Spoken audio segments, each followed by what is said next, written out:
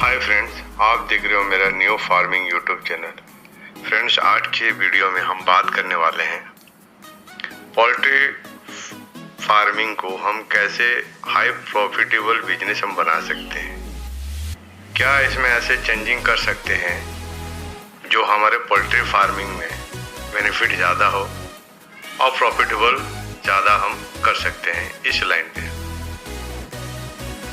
आपको पता है फ्रेंड्स कि जो पोल्ट्री लाइन है ये दो फैक्टर पे ही चलता है और ये दो फैक्टर जो है वो चिक्स है और एक फीड है। मैनेजमेंट भी आता है पर वो तीसरे नंबर पे आता है, लेकिन ज़्यादातर ये दो फैक्टर ही मेन होता है, चिक्स और फीड। ये दो फैक्टर ही डिपेंड करता है कि हमारा पोल्ट्री फार्म आगे जाएगा या पीछे जाएगा, मुनाफा होगा या नुकसान होगा, या ये फील्ड में हम कब तक आगे बन के रह पाएंगे। ये पूरे डिपेंड करता है ये दो पॉइंट पे, चिक्स और फीड पे। अगर जिसका चिक्स और फीड कम रेंज का या कम मतलब रेट का अगर होता है तो उसको बेनिफिट होने का उतना गुंजाइश रहता है, उतना चांसेस बढ़ जाता है। और जिसका फीड का कॉस्ट बढ़ जाता है, चिक्स का कॉस्ट बढ़ जाता है, तो उसको उतना मुनाफा होने का बहुत कम चांसेस रहता है। इसीलिए हम ये दो फैक्टर पे ही आज बात करने वाले हैं। पहला फैक्टर होता है चिक्स। आपको पता है कि चिक्स ये बड़े बड़े कंपनी के हाथ में होता है, क्योंकि इसमें अपना कुछ भी रोल नहीं हो सकता है और इसमें हमारा कोई कंट्रोल भी नहीं होता है। वो लोग जैसे नचाते हैं हम उसी तरह नाचते रहते हैं। वो लोग जो रेट फिक्स करते हैं हम उसी रेट पे अपने को लेना पड़ता है। तो फार्मर भाइयों को तो चिक्स में कोई गुंजाइश नहीं है इसमें कुछ ज़्यादा करने के लिए, क्योंकि चिक्स तो बड़े बड़े कंपनियों के हाथों में रहते हैं। उन लोग हैचरी करते हैं, हैचिंग करते हैं, और जो छोटे फार्मर हैं या मीडियम रेंज का जो भी फार्मर है वो चाह कर भी वो हैचिंग अपना नहीं कर पाएंगे और चिक्स अपना प्रोडक्ट नहीं निकाल पाएंगे। तो उससे ये होता है कि उनके ऊपर अपने को डिपेंड ही रहना पड़ता है और जो रेट में वो लोग देते हैं वो रेट में अपने को लेना पड़ता है। इसी कारण इसमें हमारा कुछ रोल नहीं रहता है। अब आ जाते हैं फीड पर। फीड पर क्या होता है, हमारे हाथ पे होता है और इसे हम कंट्रोल कर सकते हैं। हम चाहेंगे तो इसको लो कॉस्ट प्राइस पे भी ला सकते हैं। हमारे ऊपर डिपेंड करता है कि हम ये रॉ मटेरियल कैसे लें, कहाँ से लें, कितने रुपया में लें, और उसी के ऊपर डिपेंड करता है कि हमारा फीड किस रेंज तक अपने जाएगा। तो ये फीड के बारे में हम तो बाद में डिवाइड करेंगे या फिर बात करेंगे और इसके बारे में बाद में डिस्कस करेंगे। पहले आ जाते हैं हम चिक्स पे। तो बॉयलर चिक्स पे ज़्यादातर हमारा कुछ नहीं कर सकते हैं, लेकिन हाँ इसी चीज़ को अगर हम दूसरे नज़रिए से या दूसरे फैक्ट पे लेके चलते हैं और उधर से अगर हम सोचते हैं तो उसमें गुंजाइश है कि हम उसमें कुछ कर सकते हैं। कहने का मतलब है, जब हम बॉयलर फार्मिंग करते हैं, बॉयलर फार्मिंग के साथ में या फिर तो बॉयलर फार्मिंग को छोड़ के अगर हम देसी फार्मिंग में आते हैं, देसी मुर्गी का फार्मिंग पे, और अगर देसी मुर्गी का फार्मिंग में अगर हम करते हैं तो ये गुंजाइश है कि हमारा खुद का एक प्रोडक्शन हो सकता है और हमारा खुद का चिक्स हम खुद प्रोडक्शन कर सकते हैं। ये गुंजाइश है देसी मुर्गियों में और ये बॉयलर में नहीं है। तो आज सारा डिस्कस हम लोग का देसी मुर्गी का चिक्स और फीड मैनेजमेंट के ऊपर ही रहेगा। तो सबसे शुरू करते हैं, सबसे पहले हम चिक्स पे। तो फ्रेंड्स, जब भी हम चिक्स अपना प्रोडक्ट निकालने का कोशिश करेंगे तो सबसे पहले हम इस बात को ध्यान देंगे, चाहे नए फार्मर हो या फार्मिंग कर रहे हो या कोई शुरू करने वाला हो, तो इस बात को उसको ध्यान देना पड़ेगा कि उसका लोकेलिटी पे, मार्केट में सबसे ज़्यादा डिमांड कौन सा मुर्गी का होता है। जो मुर्गी का उसको डिमांड होगा उस मुर्गी को लेके उसके ऊपर फोकस करके उसके ऊपर फार्मिंग उनको करना चाहिए। और उसी मुर्गी का बहुत सारे नस्ल होते हैं, बहुत सारे ब्रीड होते हैं। जैसा एग्जाम्पल के तौर पे मैं बता देता हूँ, सोनाली मुर्गी जो होता है उसका बहुत ब्रीड होते हैं, एक ब्रीड नहीं होता है। सोनाली प्रीमियम होता है, सोनाली अल्ट्रा होता है, सोनाली देसी होता है और एक प्योर देसी होता है। जो फार्मर भाइयों को नहीं पता उनको तो लगता है सब एक जैसा ही है, लेकिन उसमें डिफरेंस होता है। वो बॉडी का कलर, उनका लुक जब बड़े होते हैं तब वो सब सारा चीज पता चलता है। ऐसे ही IIR हो गया, कड़कनाथ हो गया, और भी कुछ ब्रीड हो गया, आसिल हो गया, ये सारे ब्रीड पे क्या होता है, अलग अलग नस्ल उनके अंदर में भी रहते हैं। तो आप अपने एरिया में देख लीजिए, मार्केट में देख लीजिए कि कौन सा मुर्गी का डिमांड ज़्यादा है, आप उसी मुर्गी का ही सिलेक्शन करके आप फार्मिंग करिए। अब जब भी फार्मिंग शुरू करेंगे तो अच्छे क्वालिटी का चिक्स लेके आप इस फार्मिंग को चालू करिए, और जब आपकी मुर्गी बड़े हो जाएंगे, 3 से 4 महीने हो जाएंगे, बिक्री लायक हो जाएंगे, तो आप इसमें से जितनी मुर्गी का चिक्स का आपका रिक्वायरमेंट होगा नेक्स्ट टाइम फार्मिंग में, आप उतने फीमेल आप रख लीजिए अपने पास। जैसा 200 में 50 टो या 30 टो मेल रख सकते हैं।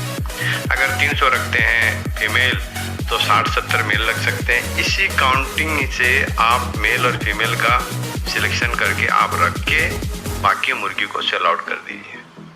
अब जितने भी मुर्गी और मुर्गे आप रखे हैं, आप ये बेचते बेचते आपको टोटल मुर्गे को बेचते बेचते आपका 3 से 4 महीना लगभग हो गया रहता है। तो ये 1-2 महीने के बाद ये अंडे पे आ जाते हैं ये मुर्गी। अब जब ये अंडा देना शुरू करेंगे तो इनका एग का प्रोडक्शन आप जब लेना चालू करेंगे तो ये एग को कलेक्शन करके एक जगह पे रखेंगे, और एक हैचिंग मशीन जो आता है 5 से तो नहीं शुरू होता है, बड़ा अगर मशीन लेंगे तो 20-35 हज़ार तक भी मिल जाता है। ये हैचिंग मशीन आप लेके आप जितने भी एग आप निकाले रहेंगे, आप उसमें हैच करके हैचिंग मशीन में डाल के आप उसको निकाल के जब आपका चूजा निकल जाएगा तब उसमें आप छांट सकते हैं मेल और फीमेल। मेल और फीमेल इसीलिए छांटने के लिए कह रहा हूँ दोस्तों, क्योंकि मेल का ग्रोथ हमेशा ज़्यादा ही होता है और फीमेल का ग्रोथ हमेशा कम होता है। इसलिए जब आप फार्मिंग करते हैं तो सिर्फ ओनली मेल मुर्गा से ही आप फार्मिंग करिए, मुर्गी से फार्मिंग मत करिए। मुर्गी जितने भी होते हैं उसको आप कोई अंडा देने वाले जो फार्मिंग कर रहे हैं उनको आप बिक्री कर लीजिए, या फिर तो आप मार्केट में कहीं पर भी उसको सेल आउट कर लीजिए, ये आसानी से बिक्री हो जाता है। फीमेल ले जाते हैं उसको आप कम प्राइस में दे दीजिए, और आप बड़ा मुर्गी जितना भी होता है, गांजा होता है जिसको कहते हैं, वो क्या होता है ज़्यादा रेट में बिक्री होता है। इसीलिए आप जब भी फार्मिंग करते होंगे तो इस बात को ज़रूर नोटिस किए होंगे कि मुर्गियां जब बड़े हो जाते हैं 3 से 4 महीने के बाद, वो समय ये होता है कि जब बेचने के समय मेल जो होता है 1200 साइज का होता है, तो फीमेल जो होता है वो 800 ग्राम का होता है। और जब इसका FCR निकालने जाएंगे तो जब 1000 बर्ड्स का हमको 1000 केजी मिलना चाहिए, या 1000 केजी से 50 केजी ज़्यादा मिलना चाहिए, उस जगह पे जब FCR हम निकालते हैं तो हमारा टोटल 800 किलो या 850 किलो ऐसे रहता है, क्योंकि उसमें मेल फीमेल मिला हुआ रहता है, इसीलिए उनको नुकसान होता है। इसीलिए मैं कह रहा हूँ जब आप चिक्स निकलेगा आपका हैचिंग मशीन से, उसी समय मेल और फीमेल का सिलेक्शन कर लीजिएगा।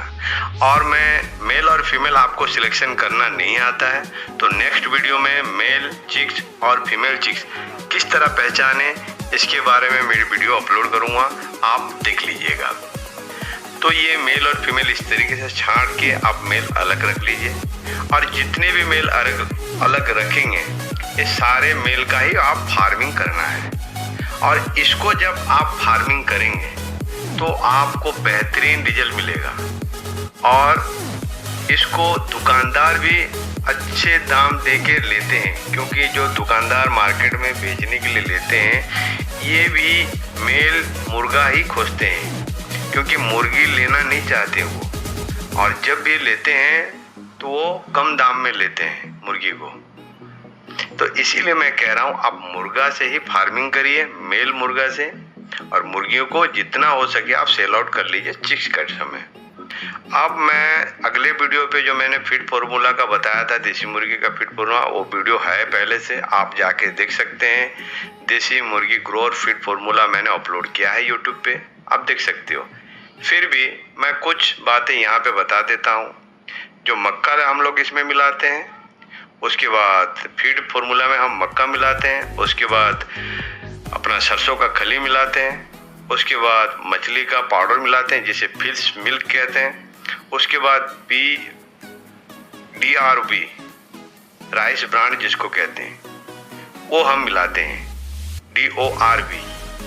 ये चीज़ को मिला के हम फीड बनाते हैं। उसके साथ और कुछ मेडिसिन होता है उसको भी हम मिलाते हैं। ये सारा चीज़ को मिला के हम मेडिसिन मिला के फीड बनाते हैं। मेडिसिन और ये सारा कंटेंट मेरे वीडियो में डाल दिया है, आप देख सकते हैं। ये मक्का, सरसों का खली, मछली का पाउडर जिसे फिश मिल कहते हैं, और DORB जिसे राइस ब्रांड कहते हैं। इसको सारे चीज़ को, ये सारा चीज़ को आप पाउडर फॉर्म में कर लीजिए। पाउडर फॉर्म में करने के बाद इसमें पानी छिटक के इसमें थोड़ा हल्का मॉइस्चर ले आइए, उसको मिक्सिंग करके एक जगह पे ढक के रख दीजिए। उसके बाद मार्केट में कोई भी फीड बनाने का मशीन मिलता है, आपके आसपास कहीं ना कहीं मार्केट में मिलता होगा, आप रिसर्च कर लीजिएगा इसके बारे में। 10,000, 7,000, 8,000, 15,000 में अच्छे से अच्छे मशीन मिल जाते हैं, प्लेट बनाने का मशीन। इसमें छन्नी लगी होती है। आप 10 दिन से लेके 1 महीने तक का या 2 महीने तक का जितने भी आपकी मुर्गी का साइज हो उसी हिसाब से आप इसमें फीड बना सकते हैं और अपनी मुर्गी को खिलाइए। ये तकरीबन मैं दाना बनाता हूँ, मेरे दाना का कॉस्ट आता है 22 से 23 रुपया के लगभग, और ये दाना बहुत अच्छा भी होता है और अपने फार्म में मैं अप्लाई किया हूँ और इसका बहुत अच्छा रिजल्ट दिखता है। और आपका जब खुद का चिक्स और आपका खुद का फीड जब बन जाएगा तो आप देखिएगा आपका मुनाफा कहाँ तक पहुँच जाएगा। मैं ये कह रहा हूँ कि मैं अपने फार्म में ये चीज़ को अप्लाई किया हूँ, अपना ये बेनिफिट मैं देखा हूँ अपने फार्म पे, इसीलिए मैं आपको कह रहा हूँ कि 110% गारंटी दे रहा हूँ, आप इसको अपने फार्म में अप्लाई करिए, आपको बेहतरीन रिजल्ट देखने के लिए मिलेगा। क्योंकि बहुत फार्मर भाई कंपनी का फीड खिलाते हैं और कंपनी से चिक्स लेते हैं। जब सारा चीज़ आप बाहर से खरीदेंगे और बाहर से लेंगे तो आपको मुनाफा कहाँ पे होगा? आप इस बात को ध्यान क्यों नहीं देते हो? जब तक आप अपना प्रोडक्ट खुद नहीं बनाओगे कभी भी आप डेवलप आगे नहीं कर पाओगे, खास करके ये पोल्ट्री लाइन पे। हालांकि आप बॉयलर पे नहीं कर सकते हो, कुछ हद तक कर सकते हो, दाना पे कर सकते हो। दाना का फीड फार्मूला भी मैंने बॉयलर का दिया हुआ है, बॉयलर पे आप कर सकते हो फीड पे, लेकिन चिक्स पे नहीं कर सकते हो क्योंकि वो हाई लेवल पे किया जाता है। उसका बहुत सारा एनालिसिस करना पड़ता है बॉयलर पे, तब जाके वो हैचिंग आप कर सकते हो, क्योंकि वो उतना पॉसिबल नहीं है। लेकिन देसी फार्मिंग पे ये कर सकते हैं, चिक्स का भी कर सकते हैं और फीड का भी कर सकते हैं, क्योंकि देसी मुर्गी और बॉयलर मुर्गी दोनों का कैटेगरी अलग अलग होता है। वो 28 दिन में हो जाते हैं 1 किलो 1200, और ये 3-4 महीने लग जाते हैं 1 किलो होने में। दोनों में बहुत डिफरेंस है। ये पुअर कंडीशन में भी देसी मुर्गे रह जाते हैं, लेकिन बॉयलर उतना पुअर एनवायरनमेंट में नहीं रह सकते। तो इसीलिए मैं कह रहा हूँ आप अपना फीड मैनेजमेंट करिए, अपना चिक्स को प्रोडक्ट करिए, अपना निकालिए, उसके बाद खुद से फार्मिंग करिए। आप देखिएगा आपका फार्मिंग कहाँ से कहाँ पहुँच जाएगा। मेरे दिए हुए जानकारी फ्रेंड्स आपको अच्छी लगी हो तो मेरे वीडियो को लाइक और सब्सक्राइब जरूर करना। मैं ऐसे ही वीडियो जानकारी नए जानकारी के लेके पोल्ट्री के रिलेटिव मैं वीडियो लाते रहता हूँ, और मेरे वीडियो को अगर सब्सक्राइब करके रखे रहेंगे तो सबसे पहले नोटिफिकेशन आप ही का पास जाएगा। Friends, thank you.